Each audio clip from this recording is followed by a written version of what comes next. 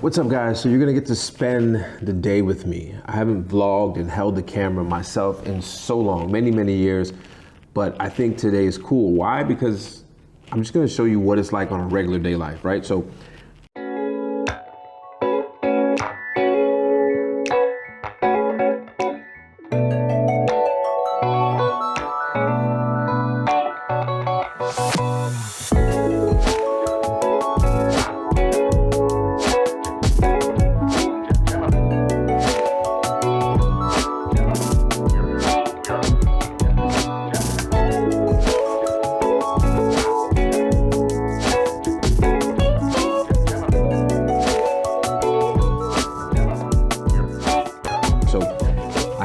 my main thing is Padco. I have Padco, which is our real estate development company in Zanzibar, where we're on the back end, the other side of the 50% of finishing that project. That's 45 villas in Nungwi, Zanzibar. And then we're getting ready to launch and start construction on our second project, which is 120 units. So I have that going on. We also have our own construction company, so we develop all of these. So my mornings pretty much start with in the front row, kicking back old school tracks like damn. Can't get enough of this more like I don't need no. I speak with China, so I have an employee in China that handles all of our logistics when it comes to everything that we do in, like, everything we order, right? So you have to think about it. So Zanzibar is an island, right? And you have to bring in everything. So it could be from the mainland Tanzania, or you can bring a lot of stuff in from China. Now, obviously, mainland doesn't have a lot of things, and we always wanna have like the best. So we're always pushing the limits with the new stuff, the best stuff, the proven stuff. So we literally have an office, an employee in China. He lives in Dubai, but he goes to China quite a bit. Like, he's there for 3-4 months at a time. And what happens is he gets, like, for example, windows. It may sound simple, right? But you want to make sure that the windows last long. You want to make sure that you have the best quality, and you want to make sure they're all custom to the sizes of the custom developments that we're doing. So he makes sure when we order those, we meet with tons of factories. Then we order once we're confident. Then he's there for the process of them doing it. He checks the quality, and you could just multiply that across the entire thing. Everything from toilets to windows, you name it, everything we source comes from there. And even like a lot of our heavy equipment, a lot of construction technology, which we have to import that all to Zanzibar because a lot of that's not readily available. So on top of doing all of this construction, one of the biggest things for me is the logistics side of it. But then also you have like the wholesaling side. I don't wholesale as much as I used to. It's not my main business anymore, but residually you still get things coming in because we did it for so long. But I have this wholesale community, which you guys are a part of, and you watched me, you've grown up, you've seen where I started from way back in like 2016 until now. And then I live in Dubai. So I'm like 9 hours ahead of East Coast America or something like that, pretty close to 9 hours, 8 or 9 hours.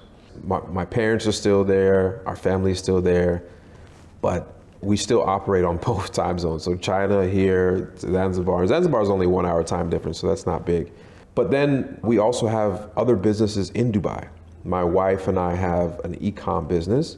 I would say it's e-com, but we have a business where we developed a couple products from scratch. Each one of those products took at least a year.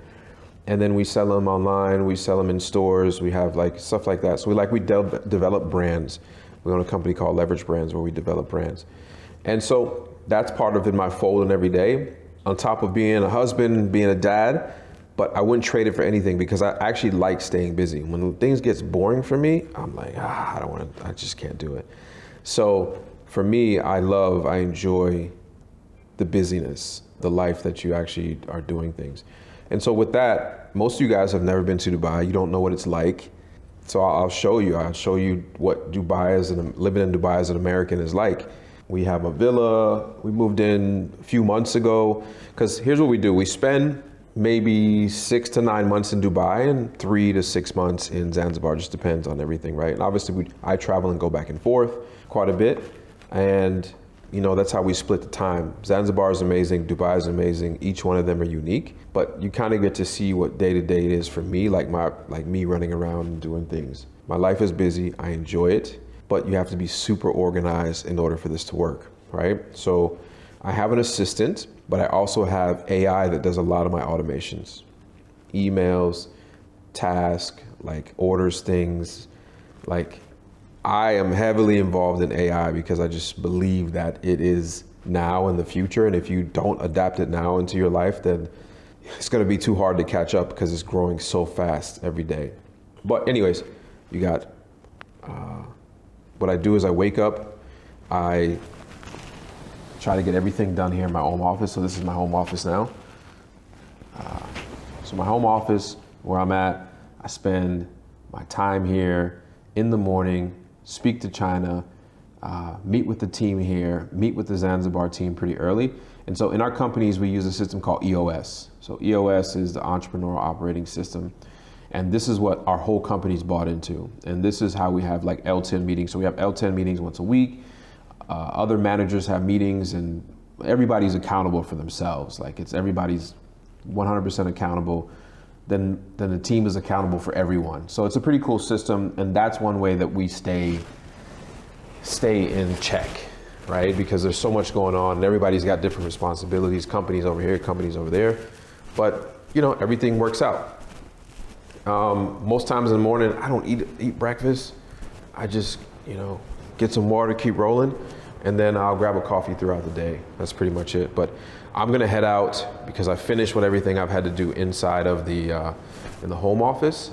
And then I'm gonna meet up with Tony. We'll discuss some things, probably go to the warehouse to check some things out. And then I'll just generally show you guys around Dubai. Like, what is it like? Like, what is Dubai like from the perspective of an American living in Dubai? I'll show you a little bit of the house. It's the living room. Let me flip this. So this is our living room. Don't really get to watch much TV because Musa is a no screen baby, meaning that he doesn't get to watch TV or devices or stuff like that. And we kind of spend time, he listens to music though. He loves his typical child songs and stuff like that. And then we have upstairs. And then so most of the time, the cool thing about now is that, it's my wife, myself, Musa's nanny, and then we have a housekeeper that helps us keep the house clean throughout the week. And so the thing about I love living in Dubai is that all the houses, basically a lot of them, the villas, are built with knowing that you're gonna have extra help to help with the house and the nannies. So there's separate rooms that they access from outside the house where they live full time. So everybody live here is full time. So it just means a lot of groceries, a lot of water, a lot of all those things. I just got a treadmill because what I want to do is I want to do my 1 hour of cardio while I'm doing these meetings. And then if I want to do like weight training, I go to the gym just around the corner. But I'm going to head out. Let me get things ready and you guys come with me and just spend the day with me, see what happens.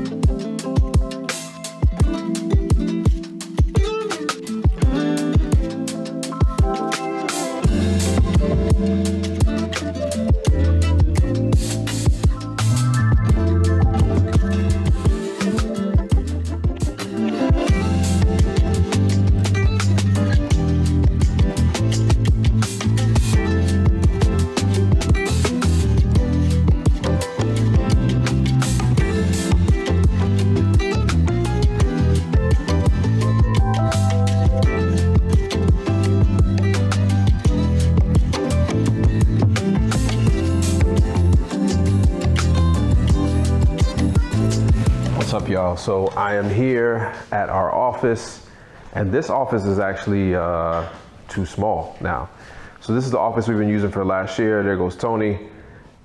This office is what we used, and we got too many employees. So how it works in Dubai is that basically you get a certain amount of, because everybody you hire, you have to get their visa for them, right? So their visa sits underneath you, but you only can allow a certain amount of employees per square foot, basically. And so we've reached that max, and now it's time for us to upgrade. So we have a huge warehouse, it's about 8,500 square feet. And we have this office, which is like, I think 1,100 square feet or 1,000 square feet. What we have to do is we want to combine these two. So we're probably going to get a new a new warehouse and build an office inside of it, like mezzanine up top type thing. But that's what we got to do. But check out the office.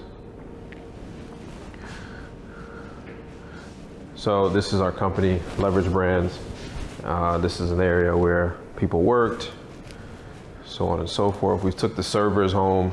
This is just some of our demo products. Boring stuff, right? This office is in Business Bay. As you can see, Blue Pearl.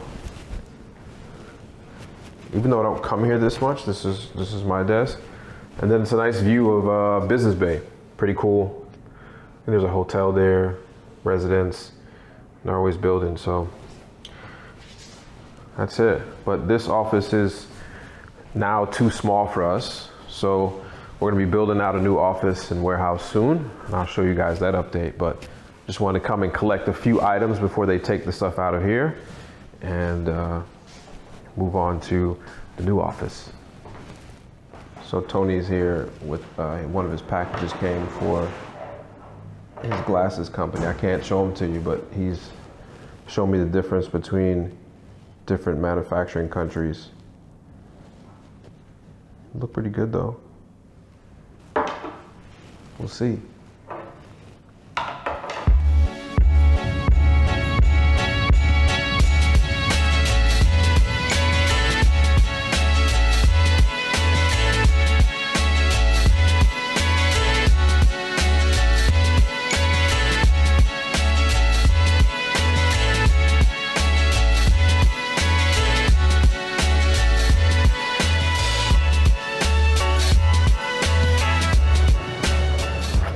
What's up guys? So now we're at our warehouse. This is our warehouse where we house all of our products, and I'm going to show you guys around so you kind of see all the products that we house that we created ourselves. This is me and my wife.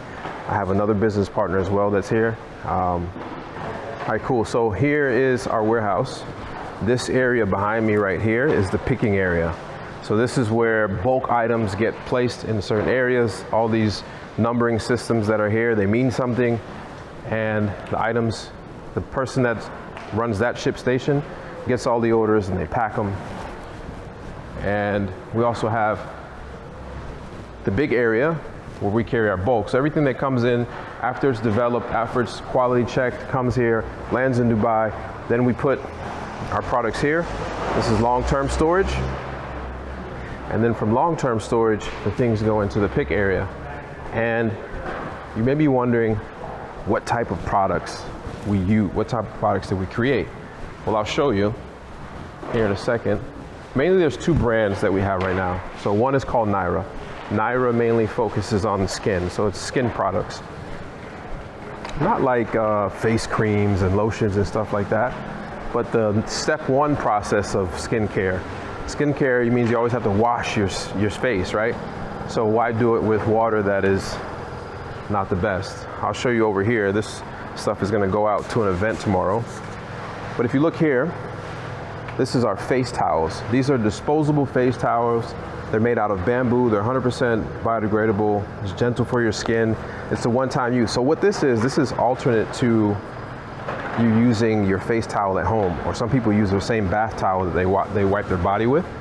Also with the same thing. Yeah, so we came up with a solution. Listen, we don't want to do that. We want to find something that's a little bit more skin friendly. And we also came up with a filtered shower head. Now, why we did a filtered shower head is because all water that's treated, right? All water that's treated is treated with chlorine. So let me show you. This is our shower head here. See that? Beautiful design shower head. Took us a long time. I think it was like 17, 18 months or something like that. And inside, you open this. This is one you attach to your wall mount. Inside here is a mixture of calcium, KDF, and some other things that filter out dirty water, bad water, and bad water means chlorine. Chlorine is what cleans the water when it comes from its natural source, right? All municipalities, all governments use chlorine to clean your water. It's good for the water to make it clean, but it's bad for your skin, bad for your hair. So if you notice like breakages on your hair or your skin, this is what we came up with. Beautifully designed shower head, wall mount, good pressure, the whole nine. We also have another color. This is our color called Amber Rose, right? So beautiful colors that we have. We also have black, and we have the handheld version in development that is coming out very soon. So those products in Naira is what we do. And then we also have another company called Hey Dirt. Now what Hey Dirt specializes in is alternative cleaning solution. So what does that mean, right? So that means that traditionally we buy liquid cleaning solutions in bulk. Between 70 and 90% of all of that you buy in those big cans are water. Literally, it's water inside of the solution, that big bottles. So take laundry detergent. Laundry detergent is 70 to 90% water. This is in all of your big brands. So why carry that big jug around? Because I know I hate carrying that jug around, especially into the house. We created these sheets. And what this sheet has enzymes on it. This is a 5-in-1 laundry detergent. It has the enzymes on it, which you can see right there. And this, when you put it in your water, in your washing machine, it dissolves and turns into soap. Because you already have water at your home, so why am I selling you a jug of water? So we came up with this, some beautiful scents. This one here is lavender. We also have a few other scents, and we also have like hyperallergenic for people that can't do it, a scent, and sensitive skin. But this solves this. And inside this pack, there's 50 loads. Look at this. 50 loads are in here. Each one of these sheets, do a regular load, it's one. If you have a lighter load, there's dots there. You can tear it in half and use half of the sheet. So you could get up to 100 loads if you live by yourself and you're doing light, but 50 loads in each one. And that's the problem we solve. And I love that, because that's what entrepreneurship is all about. We sell these online on Shopify. We also sell them on Amazon. In this country, UAE, also a few other countries in the GCC. And we're going to be expanding to more places as we get our logistics down pat.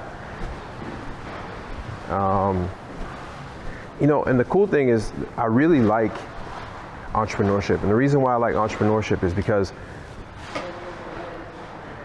you solve problems.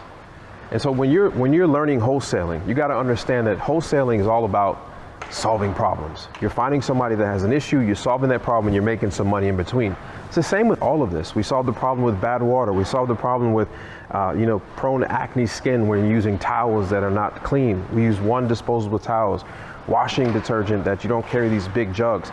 And this is why I love wholesaling, because wholesaling taught me all of these things. That entrepreneurship taught me all these things.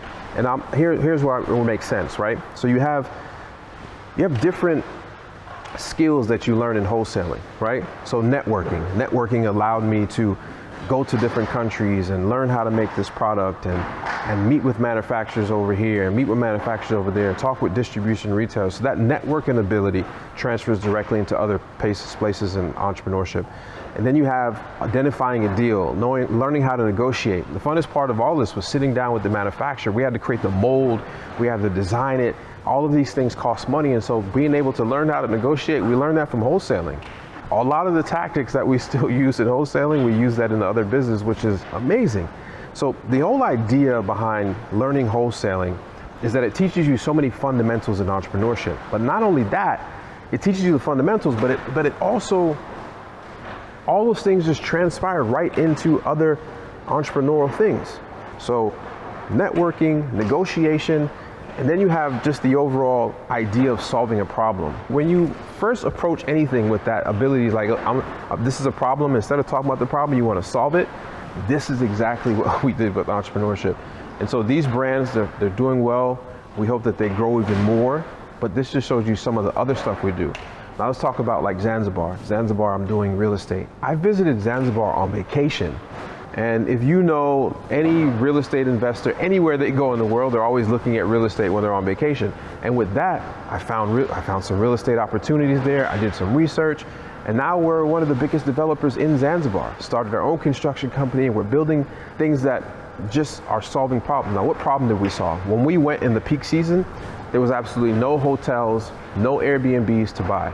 So for me, it's like, how do you have an undersupply and a big demand of people wanting to come to the island, but you can't actually service them? So instead of just building a beach house for me and my family, we decided to build something and solve that problem. And so that's how we came up with the 45 villas in Blue Pearl. And then we offered them to sell to people who wanted to visit Zanzibar, but also wanted to make money on something that they invested in so they can enjoy it twofold. And so I learned that you need to have many different exit strategies in real estate. And so our development company is all about, when you want to buy something, you have many different exit strategies, meaning that you can use it for your personal house. It will also pay for itself because you can use it for short-term rentals. These are things that you learn in wholesaling because many different exit strategies. And so that's why, me personally, wholesaling, I'll forever be indebted to it, because it taught me so much, not only about real estate, but also about other things in entrepreneurship. And that's why I speak so freely about it. I've been speaking on it on YouTube since 2017. Before it was cool, before it was a funnel to get you in to buy something, I was giving the game away because I was so excited that it taught me so much. And I really want you guys to get into this journey, learn wholesaling. And you're here because you typed in wholesaling. So obviously, wholesaling is something that matters to you. And I'm just telling you, I'm a regular dude, man. I'm a regular dude. There's nothing special about me onto why I can be successful. I just have that determination where I'm not going to give up, and I become obsessed with something. And I became obsessed with this, became obsessed with wholesaling. Entrepreneurship has always been a thing that I love, but over the years you develop skills, and I'm telling you right now, learning wholesale will give you so many skills to open up whatever you want to open up. And the capital, the fast capital that you make while you're doing this is gonna be able to allow you to do all these things that you've ever wanted to do. Now you gotta focus on one thing at a time. You can't just go out and just do all these things.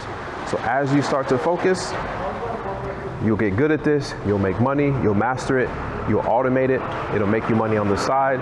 And when you have a nest egg of money, then you can make investments into other things that you actually want to do outside of wholesaling.